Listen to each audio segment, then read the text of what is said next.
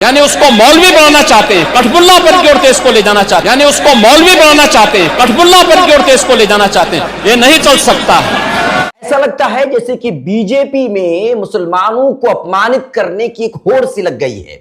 ऐसा लगता है जैसे बीजेपी के नेताओं में एक कंपटीशन चल रहा है, मुकाबला चल रहा है कि जो नेता जितना ज्यादा मुसलमानों को अपमानित करेगा, गाली गलौज करेगा, वो उतना ही बड़ा नेता कहलाएगा। फिलहाल अभी आपने जिनका वीडियो देखा, ये उत्तर प्रदेश के मुख्यमंत्री योगी आदित्यनाथ है, जो सदन में खड़े होकर के एक कम्युनिटी को कटमुल्ला कहते नजर आ रहे हैं, एक कम्युनिटी को अपमानित करते नजर आ रहे हैं। हमारा जो देश है दुनिया का सबसे बड़ा लोकतंत्र देश है, और इस सबसे बड़े लोकतंत्र देश के सबसे बड़े सूबे उत्तर प्रदेश के मुख्यमंत्री योगी आदित्यनाथ सदन में खड़े होकर के एक कम्युनिटी को अब में अपमानित करने की कोशिश कर रहे हैं, असंसदीय भाषा बोलते नजर आ रहे हैं, अमर्यादित भाषा बोलते नजर आ रहे हैं, मुसलमानों को कटमुल्ला जैसे शब्दों से संबोधित करते नजर आ रहे हैं। और सबसे बड़ी बात यह है कि मुख्यमंत्री योगी आदित्यनाथ ये बोल रहे हैं और सदन के स्पीकर मुस्कुराते हुए नजर आ रहे हैं। बात दरअसल यह है कि सदन में अवधी भाषा, ब्रिज भाषा, बुंदेलखंडी और भोजपुरी भाषा को लेकर के बहस हो रही थी। योगी आदित्यनाथ ये कह रहे थे कि इन भाषाओं के लिए एकेडमी बनाई जाएगी, और इसी बीच जो विपक्षी पार्टियां हैं उनकी तरफ से हंगामा शुरू होता है। योगी आदित्यनाथ जी कह उठते हैं कि ये लोग उर्दू पढ़ा करके मौलवी बनाना चाहते हैं, कटमुल्लापन की ओर देश को ले जाना चाहते हैं। मैं कहना चाहता हूं कि योगी आदित्यनाथ जी का सामान्य ज्ञान बहुत ही कमजोर है, या यूं कह दूं कि साहित्य के बारे में योगी आदित्यनाथ जी की जानकारी बहुत ही कम है, क्योंकि कोई भी उर्दू पढ़ करके मौलवी नहीं बनता है, और सिर्फ उर्दू मुसलमानों की जबान है, यह भी गलत है। किसी भी जबान को किसी भी धर्म के साथ जोड़ना यह गलत है। क्या उर्दू सिर्फ मुसलमानों की जबान है, या उर्दू को सींचने में क्या सिर्फ मुसलमानों ने ही अपना खून पसीना लगाया है? ऐसी बात भी नहीं है। मैं आपके सामने दलील रखूंगा, लेकिन आपको बता दूं कि मुख्यमंत्री योगी आदित्यनाथ जी जो ये कह रहे हैं कि उर्दू पढ़ करके मौलवी बनाना चाहते हैं, या कटमुल्लापन की ओर देश को ले जाना चाहते हैं, असंसदीय भाषा का इस्तेमाल कर रहे हैं, इससे ज्यादा अफसोस की बात और कुछ हो ही नहीं सकती है। क्योंकि एक संवैधानिक पद पर बैठे हुए एक मुख्यमंत्री की जबान से सदन में इस तरह की भाषा का निकलना ये बहुत ही ज्यादा दुखद बात है। इससे ज्यादा दुख की बात और क्या ही हो सकती है।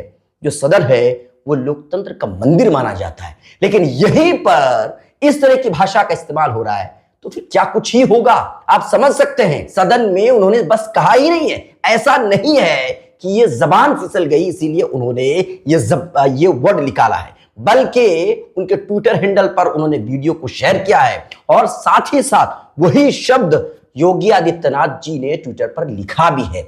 अब मैं आपको बता देना चाहता हूं कि मुख्यमंत्री योगी आदित्यनाथ जी ये कह रहे हैं कि उर्दू पढ़ करके मौलवी बनते हैं, बिल्कुल गलत है।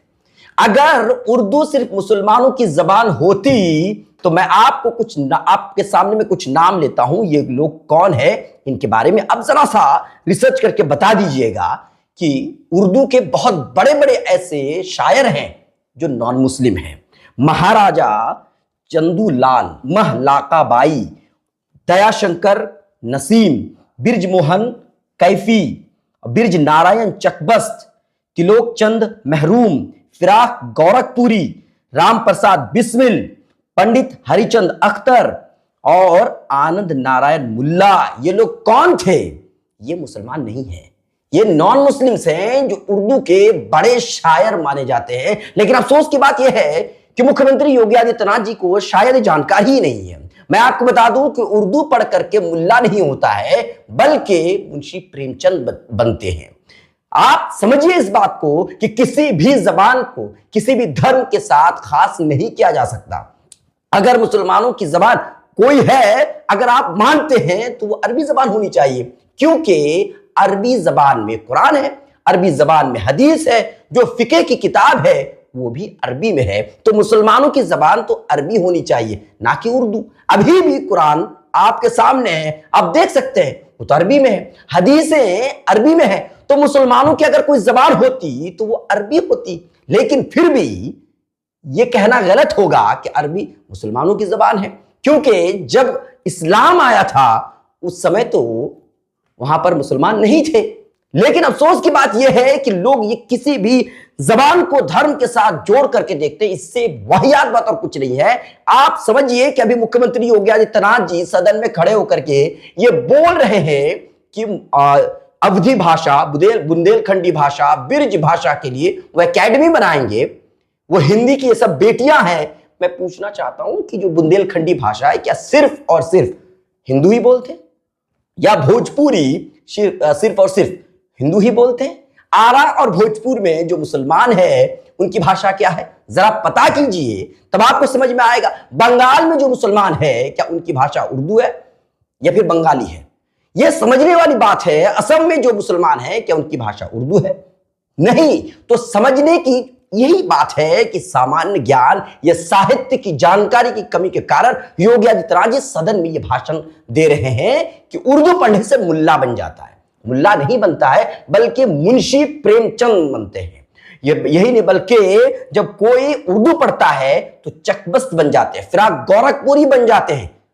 लेकिन अफसोस की बात यह है कि ये सब जानकारी नहीं होने के कारण इस तरह की वाहियात बयानात जो है वो सदन में देते हैं और सदन के स्पीकर मुस्कुराते नजर आते हैं। अफसोस की बात है कि कम्युनिटी को टारगेट करके कम्युनिटी को बदनाम करने की कोशिश की जाती है और लोग जो है एक तरह से समझिए कि मुसलमानों को टारगेट करके गाली गलौज करना ही एक तरह से उन्होंने अपना सेवा बना लिया। इससे पहले भी संसद में रमेश बिधूड़ी ने कुंवर दानिश अली जो सांसद थे उनको बुरी तरह से उन्होंने गाली दी। 11 गालियां उन्होंने दी थी। उग्रवादी, आतंकवादी जैसे शब्दों का उन्होंने इस्तेमाल किया था। अब आप समझ सकते हैं कि लोकतंत्र के मंदिर में जब इस तरह की भाषा का इस्तेमाल होगा तो फिर क्या ही उम्मीद की जा सकती है। आपकी क्या राय है, आप हमें कमेंट कीजिए। लाइक शेयर फॉलो नहीं किया है तो जरूर।